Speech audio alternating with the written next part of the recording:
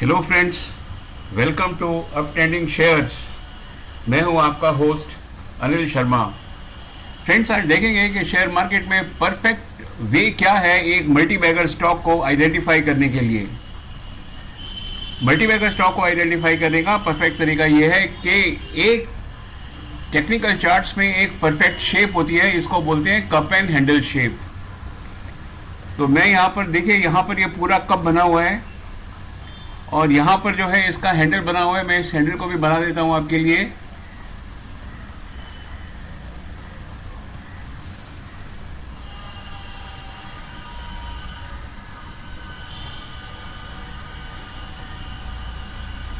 So this is a cup and handle shape. You can even extend it even larger. बहुत बड़ा handle बना है, right. सो अब ये लेट अस अंडरस्टैंड कि अगर ये this is actually A flag shape. अगर ये फ्लैग शेप नहीं बना तो जो हैंडल है वो कैसा हो सकता है। तो हैंडल में दोनों लाइंस अगर ये इस तरीके की हो, which are appearing to be meeting letter, तो ये दोनों तरीके के हो सकते हैं। ये इस तरीके का भी हो सकता है और ये फ्लैग पैटर्न टोटल भी हो सकता है। तो फ्रेंड्स, चलिए समझ लेते हैं कि जो शेयर ये कप एंड हैंडल, इसकी डिटेल्स कैसी होती हैं। तो इसमें आप देखिए, कुछ समय पहले इस प्राइस के ऊपर, यानी कि 522 की प्राइस के ऊपर ट्रेडर्स को लगा कि ये स्टॉक बहुत एक्सपेंसिव है और फिर ट्रेडर्स ने जो स्टॉक है उसको सेल करना चालू कर दिया। कैन यू सी हियर, उन्होंने सेल को बेचना चालू कर दिया। और बेचना ही चालू नहीं किया, उन्होंने बेचना चालू किया इसको विद डिक्लाइनिंग वॉल्यूम। बहुत ज़्यादा वॉल्यूम से ये जो स्टॉक है बार बार गिरा है, आप देख रहे हैं यहाँ पर। इसके बाद क्या हुआ फ्रेंड्स कि यहाँ पर आके इसने एक प्रोलॉन्ग्ड बेस बनाई। यहाँ पर ये वी शेप रिकवरी नहीं ली, यहाँ पर इसने एक प्रोलॉन्ग्ड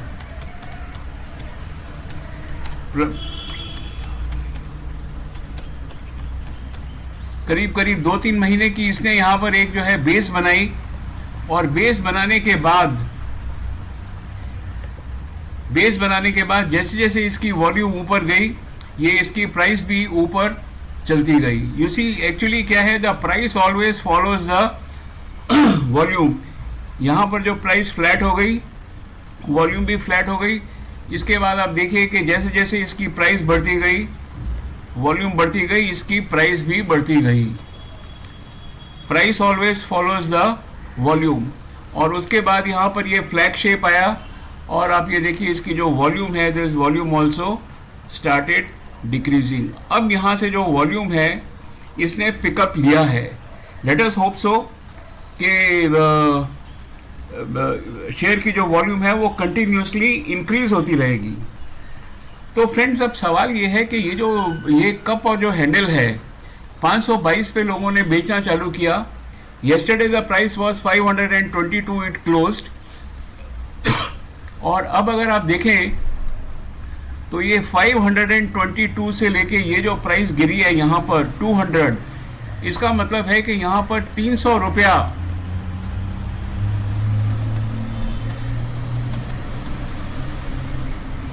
एक सेकेंड, ये जो शेयर है ये 300 रुपये गिरने के बाद ये शेयर जो है चढ़ना चालू हुआ है। फ्रेंड्स, इसका मतलब ये है कि इसका जो टारगेट नेक्स्ट टाइम जब अगर यहाँ पर 522 के ऊपर विद वॉल्यूम, अगर ये प्राइस इसको जो प्रीवियस रेजिस्टेंस है ये प्राइस की, इसको अगर ब्रेक करता है तो इसके ऊपर जो टारगेट है, इसका जो नेक्स्ट टारगेट होगा, that will be 300 plus 520, that means 840।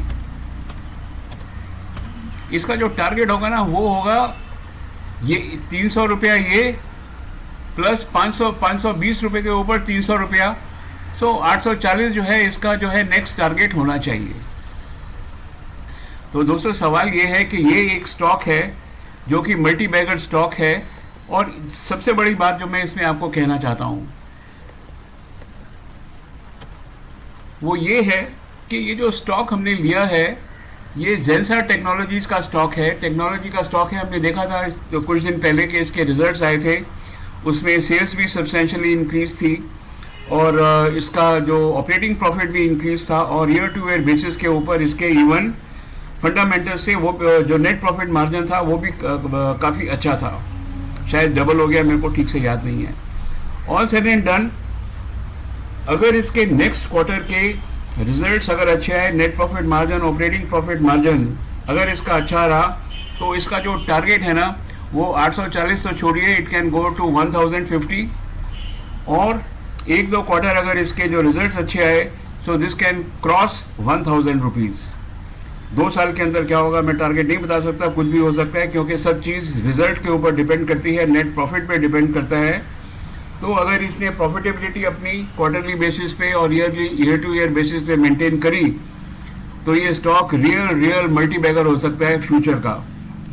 Friends, हमने इस स्टॉक के बारे में पहले भी डिस्कस किया है, बेहतरीन स्टॉक है, मेरे पास भी स्टॉक है, शायद आप लोगों के पास भी स्टॉक होगा। ये बस आपको एक नज़र रखनी है कि जो स्टॉक है ये स्टॉक इवेंचुअली कहाँ तक जाता है 1 साल में। हाँ, एक बात मैं आपको ज़रूर बताता हूँ कि ये जो मैं क्यों इसके ऊपर इतना बुलिश हूँ, क्योंकि मैंने इसका ये 2 साल का चार्ट लिया है ऑन वीकली बेसिस।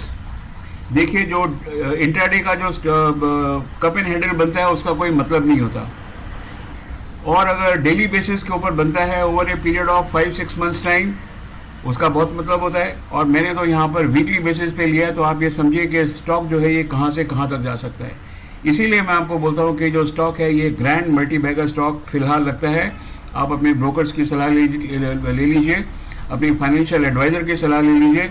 हाँ, चीज़ आपके सामने, दिस इज़ द प्रूफ कि जब भी कप एंड हैंडल लगता है तो ये इंडिकेट करता है कि जो स्टॉक है वो मल्टी बैगर स्टॉक होने की कगार के ऊपर है। सो ख्याल रखिए अपना, शेयर मार्केट में मेरे साथ रहिए, धनाधन पैसा कमाइए।